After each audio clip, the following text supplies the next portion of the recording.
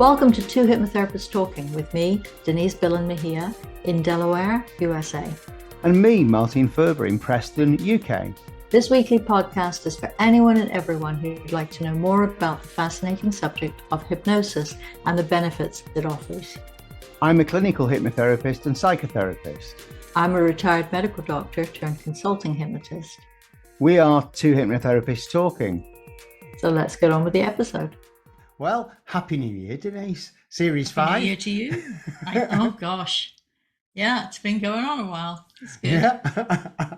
So we had decided that we weren't going to do New Year resolutions because this will not go air out for a little bit, but probably in the same kind of bucket, since we're talking about that. New Year and Christmas can be incredibly stressful for some people. Absolutely, yeah. And you and I both had our stresses this year. I mean, they were fine, everybody. We're fine. But life is a stressor, right? You have to learn how to deal with various things.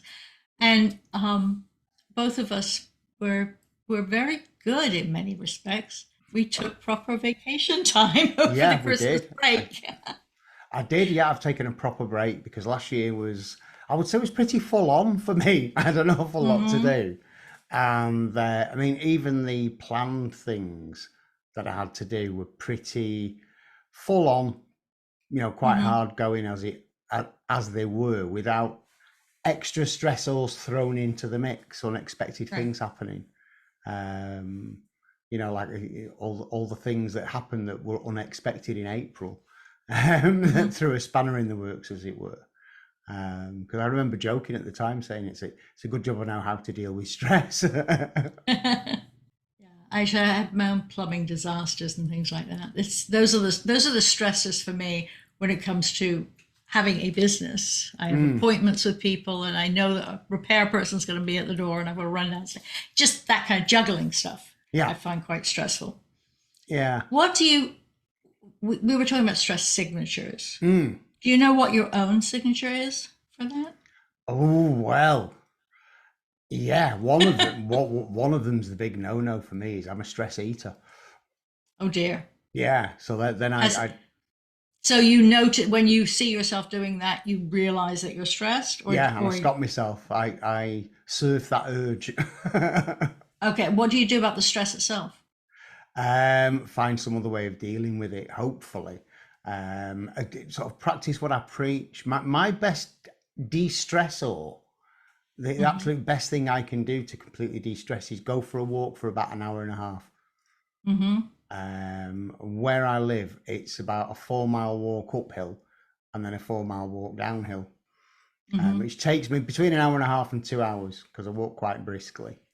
And that does the trick generally for me. But it's like when you're so stressed, you can think, no, you're too wound up to do it. Have you ever had that feeling? Oh, frequently. My used to be through college and med school, used to be walking also, but especially if it was raining. It was a good thunderstorm, I'm going out for a walk. No, I'm not keen on walking in the rain.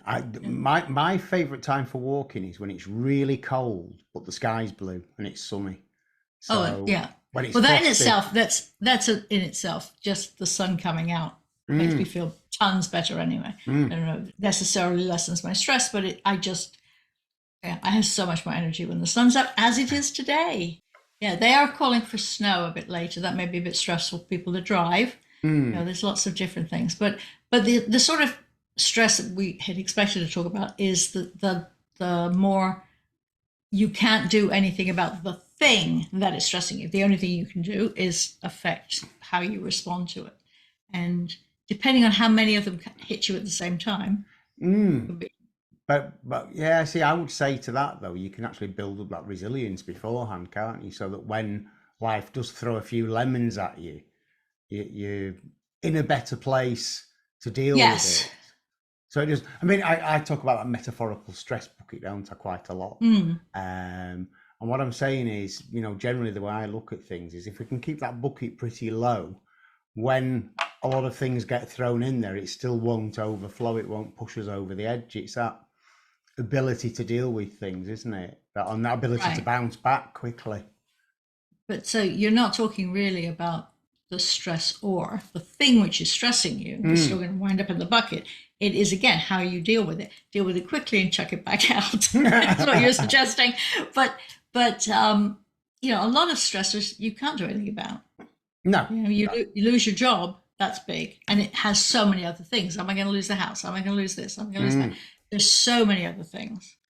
But so how would you, if I came to you and said, I'm having all these stress headaches, for me, headaches and pain in my back is where my body decides to tell me something's going on. I'm better at recognizing that I've got too many balls to juggle that I used to be. I'm a bit more control over my life than I used to have. But what would your recommendation as a hypnotist be? What would you suggest first? To somebody who wants to get their stress levels down, who's got symptoms of headaches. Right, exactly. The head, you know, I can't get rid of this headache. I used to get migraines a lot, and they just would not go away. And it would tend to be, I would key up and use all my adrenaline to deal with the stress, and when the stress was gone, then I'd get the headache. Right. Okay. Well, the first thing I would do is ask them to get checked out by the GP anyway, because there could be a very good reason for that headache. Especially if somebody's, you know, developed over the last 2 or 3 months really bad headaches, then they really need to see their GP. Oh, absolutely. Well, you know, I insist on it anyway because there's so many other things. But you're talking about somebody who's had a chronic tendency to have headaches, especially when they've been stressed. Yeah. Well, straight away, sort of start working with them about how their life would be without the stressors, without this stress, how it would be. Get them thinking along those lines, get them to realize that, you know, things can be done without that stress. They can move forward without that stress. Get them to visualize it. You aren't going to be able to stop the stress that is life, as we were joking about before we came on air here. But you know, why would you get out of bed if there wasn't something stressing you? So the most obvious thing is either quick run to the bathroom or a quick run downstairs to get something to eat, or getting a lack of caffeine headache. Those are the stresses that get you out of bed in the morning. We can't get rid of the stressors, but what we can do is help people to be better prepared for the next lot of stress that comes along. Because if they were better prepared in the first place, that the stressor would not or might not have affected them quite so much. And that's the sort of angle I would go from. Yes, I mean, if you take a client into a lovely, blissful, relaxing trance, there's every chance by the time you bring them back out of it half an hour later, their headache may well have receded. And it may well stop it coming back as quickly. If they leave your practice relaxed, feeling better about themselves, feeling hopeful, then hopefully that will help keep things at bay. And then of course it's equipping them with all the other things to do over the week ahead. Do you teach your clients relaxation methods to use when they notice that stress is arriving on their doorstep again? Absolutely, yeah. I mean, we both provide nighttime recordings, don't we, for our clients?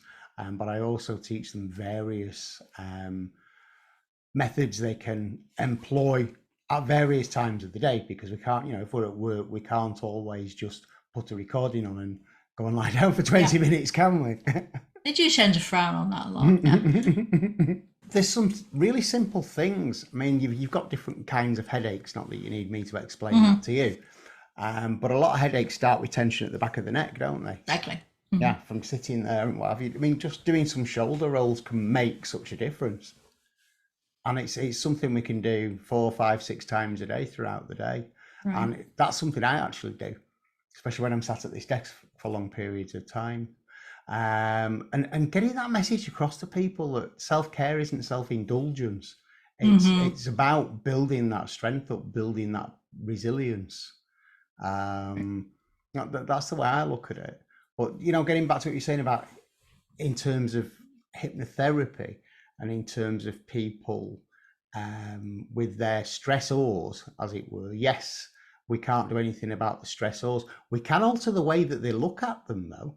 We can alter the way, we can help them alter their perceptions of these stressors. Because you know as well as I do, when we're really, really stressed out, when everything's on top of us, we will automatically put my teeth in, view everything in the worst possible case scenario.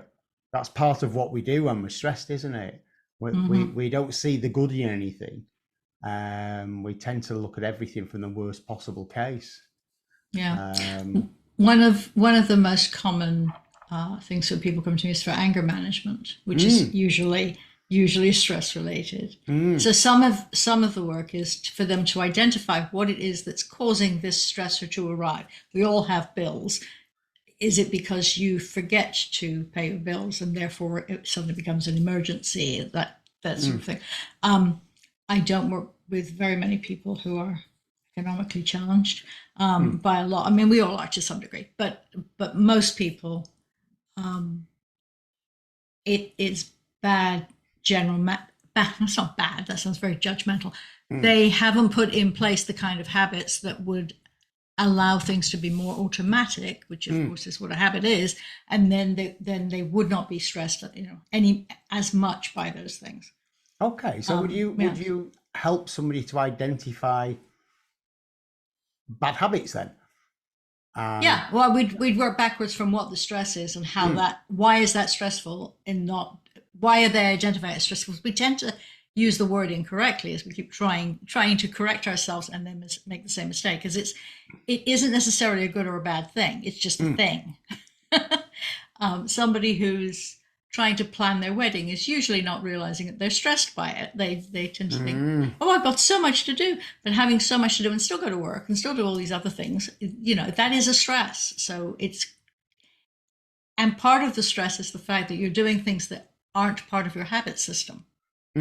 So anything that takes you outside of your habit system, which is your comfort zone, threat. Right. Takes you out of your comfort zone. Yeah, it can be perceived as a threat, and that's why we don't like change, good or bad. I mean, when you think about it, I mean, but who would say, "Oh, I'm really miserable because I'm getting married"? So it's hard for people to realize that that's what it is. Yeah, but when you think about it, some of the biggest things in our lives that we look forward to are actually the most stressful, even though they're supposed to be the most enjoyable, i.e. getting married, having a baby, buying a house, buying a car, changing jobs. There's a typical example. Okay, you go for the dream job, you go through the interview processes, everything else, and then you go to start there. Probably one of the most stressful days of your life, even though you were looking forward to it and you fought tooth and nail for the job and passed all the rigorous processes, etc. It's still going to be incredibly stressful, isn't it? Yeah, of course. Because there's all these people looking at you doing your new job. Yeah. But yeah, so I mean, getting back to stress signatures though, it's what we feel perhaps when stress is coming on, that it's those early indications or even little subconscious signs we might give off to other people. They might notice before we do, perhaps. Becoming a bit more withdrawn, becoming very irritable. Yeah, irritability and sort of snapping at people when they didn't really do anything. You looked at me sideways. Don't do that. Yeah, or not having the time for people or the patience with them that you perhaps usually would have. And then you go back to the good habits of getting enough sleep, possibly more if it really is stressful. Yeah. I don't think, with the exception of people coming to me for headaches or backache or those kind of semi-chronic, comes and goes, but it's still problematic pain. And we've ruled out organatic. What a word, Denise. Organic things. So physical reasons for those pains. And indeed, emotional health also should be addressed by a physician.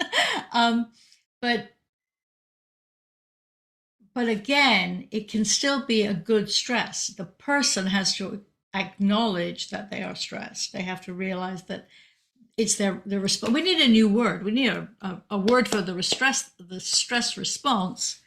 And that's 2 words, obviously, but it's too long. But it isn't the stress itself. It is their response to it. But that could be tied to so many other things. Was this a person who, when they were a child, they lost their house, or there are all sorts of reasons that you could have an idiopathic reason for a response that other people would not have, because most people are going through the same stresses. Life is difficult. Maybe you're watching the news too much, as I am at the moment. There's all of those things will tend to give you less energy to fight whatever the next stress is. And so they build up. Well, you can't empty the bucket fast enough. They say that, don't they, with watching the rolling news channels, etc. You're just pumping all that negativity in, because let's face it, bad news sells, good news doesn't. Right. And it was bad enough when it was just 6 o'clock news. Now it's 24/7. Yeah, that's it. You can't get away from it. 24/7 beating it to death, because they've got to fill the time somehow, and they're saying the same thing over and over and over and over and over. So repetition, which is of course how we ingrain things in our minds, good or bad. I mean, it's how we develop habits, isn't it? By repetition. It's how we learn by repetition. You just think of tying your shoelaces. There's a good example of it. And that's the thing. I mean, I've talked about it before with doom scrolling. That's the other thing. We're scrolling on our phones for the news, and it's always the bad news that catches our eyes, isn't it? Tends to, it bleeds, it leads. That's the problem. They tend to tell you it constantly.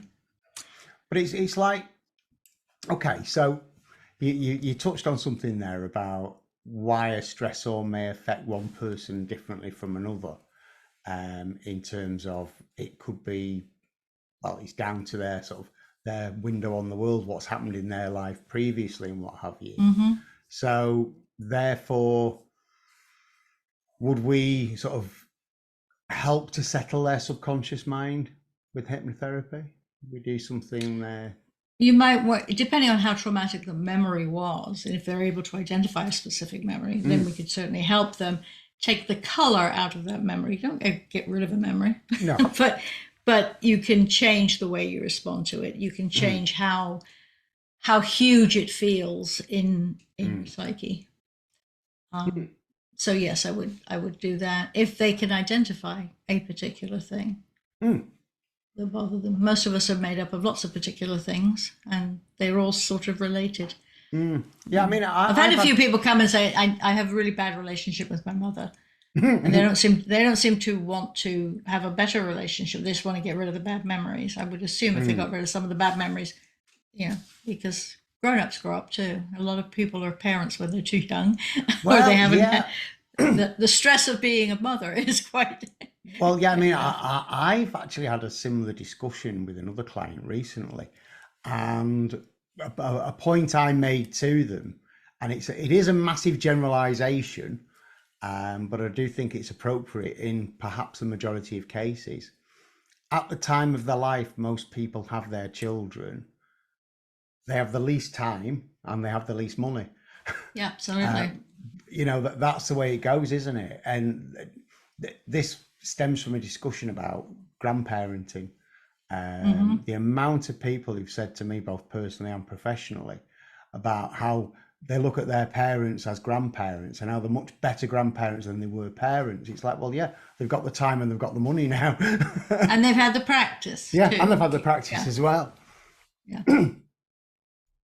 But it's like, again, there's a good example of stressors, how they would deal with it, how a parent would deal with it differently from a grandparent. And traditionally people have children in their early 20s, not all of us by any means, me included, but you're not finished growing up until you're about 25. That's when adolescence officially ends. Yeah. So you've got a lot, you're still learning yourself. Yeah, of course you are. So parents who feel like they cut yourself a break and don't, by all means improve, but don't beat yourself up for it, because we all make mistakes. Oh, absolutely. They don't come with a manual, do they? No, neither child nor parent comes with a manual. It's a shame. So thinking about some specific stressors, then you've got financial worries, employment worries, family worries. Right here, right now, we've got the election worry. Lots of political and other news wars in other people's countries. And, there's a ton of stuff that we actually, certainly recently, in recent history, that we've had this in your face all the time. It used to take weeks and months to get news from a war zone. If you had somebody serving overseas, they were gone for a couple of years at a time. Yeah, I mean, I can remember back in the 80s, the Falklands War, even that, it was 2 or 3 days behind when we got the news. Right. No, not now. It's as it unfolds. And so it's even more stressful. You feel like you're there when you're not. Do you find that people come to you for one thing, but actually the problem is another thing? Well, funnily enough, I often say, the reason is never the reason that they come to see you for. Especially when it comes to stress, because people are perhaps that stressed out, that again, they're failing to see things with clarity. And, they want help with stress, but then it's like, well, let's look at, like you say, let's look at the stressors. Let's look at the things that are causing this in the first place. And, how would it be if you reacted differently to it? How would you like to react to this kind of thing? How would you like to be able to cope with it? Or how have you coped with it in the past? Yeah. Why is today the day you came to see me? What was different about today from yesterday? Or, the week that you made the appointment, what was different? Do you ever have people make an appointment? Because we both of us do initial consults. Do they ever come to you for an initial consult, and by the time they actually have their appointment, they've sort of half dealt with the problem already? Yes, I've had it in the question of people have said just after the initial consult, I feel better already, as in not just knowing better. They're heard. Yeah. Well, yeah, but it's like you've said this to me before as a doctor.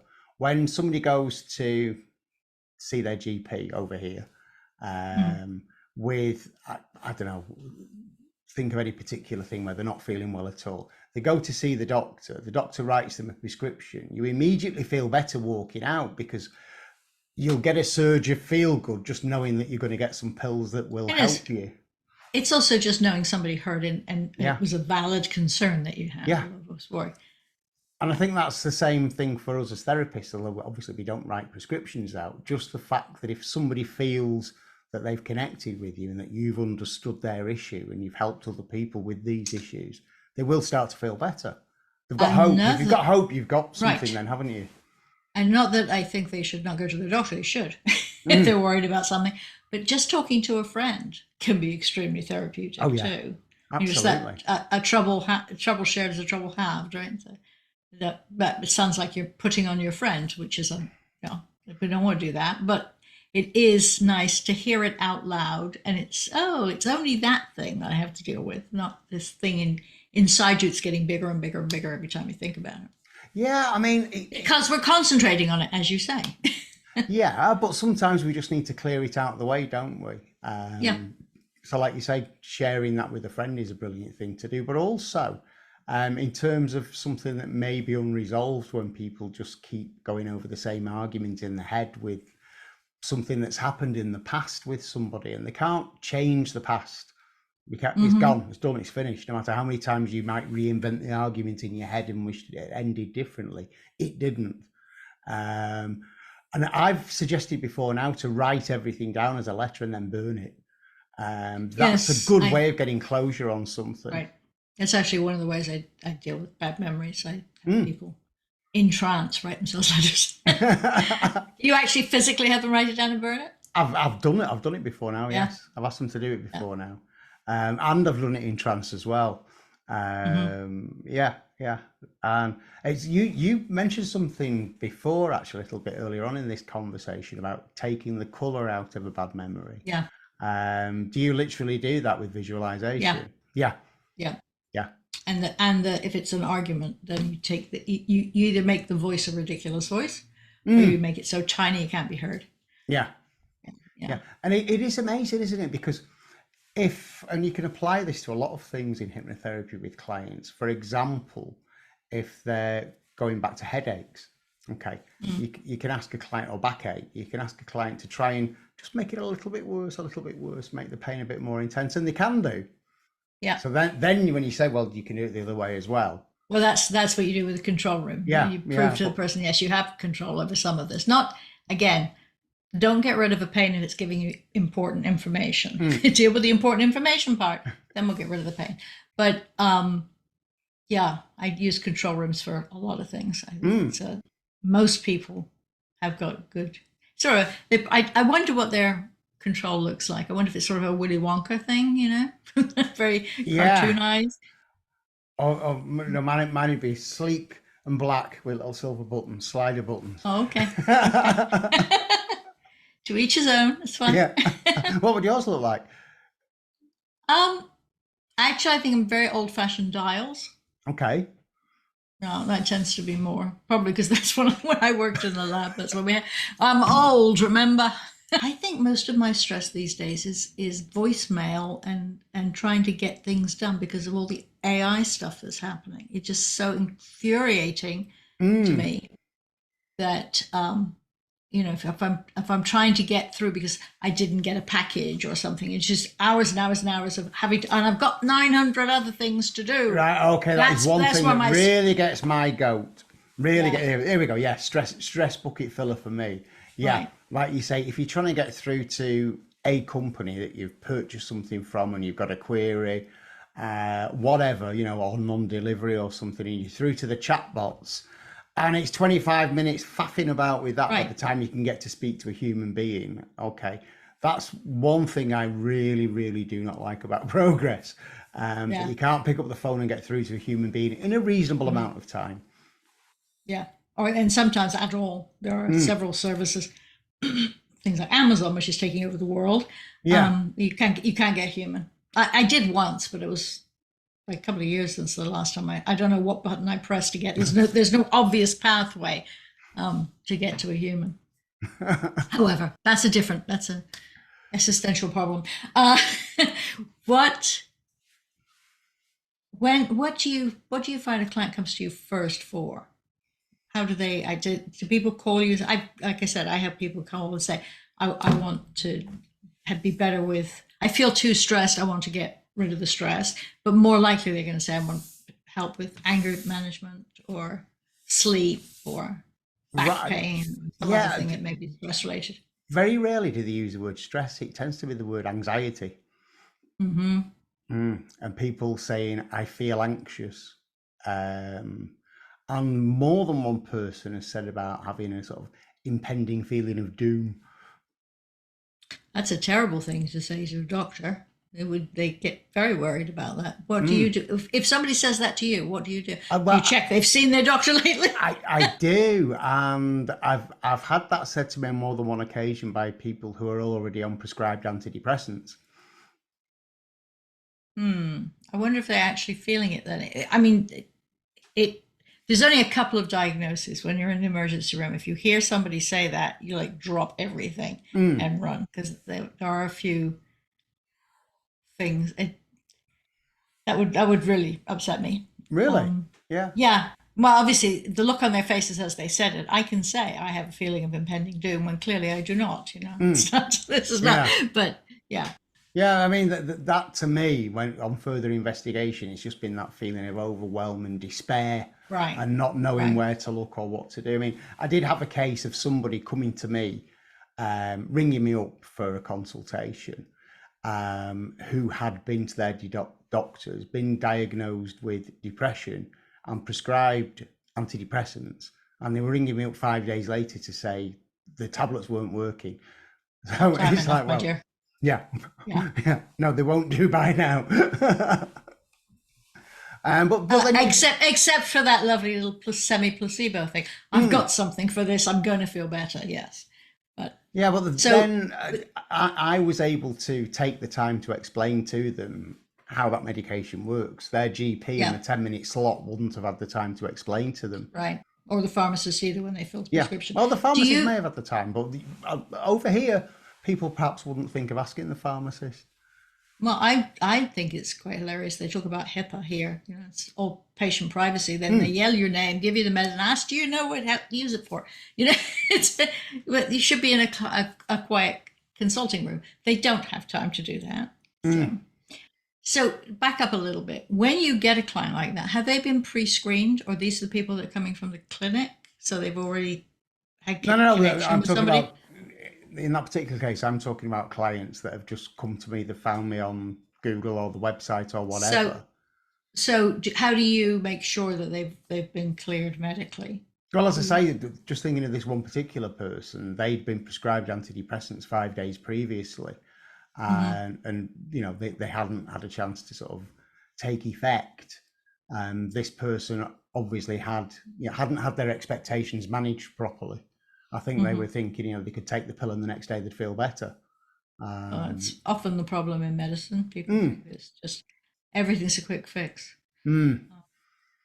Because it's marketed that way. I don't mean to, it's unfortunate. No, but ultimately with everything, anything we keep putting off are things that we have to deal with. And it is that lovely, obvious really, but whenever you try and avoid doing something because it's going to take too long, it's going to take longer. Yeah. And you've used all that energy to push it away.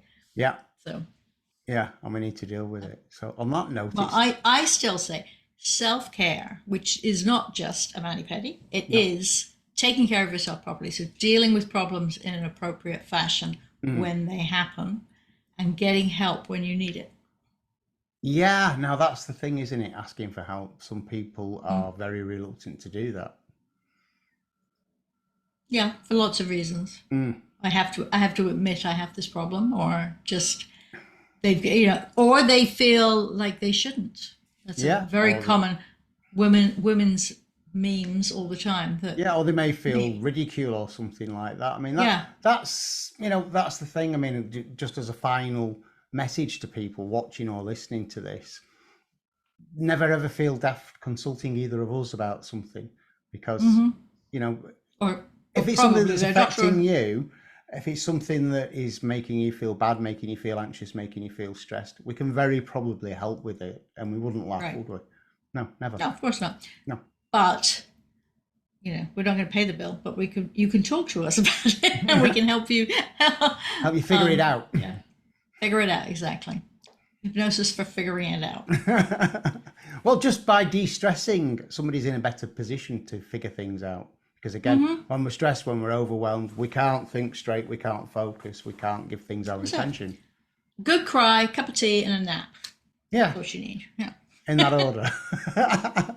Right, well, we'll catch you on the next one, Denise. We'll have a guest next week. Not sure who yet, but we will have one. All right, okay. See you next week. Bye. Bye.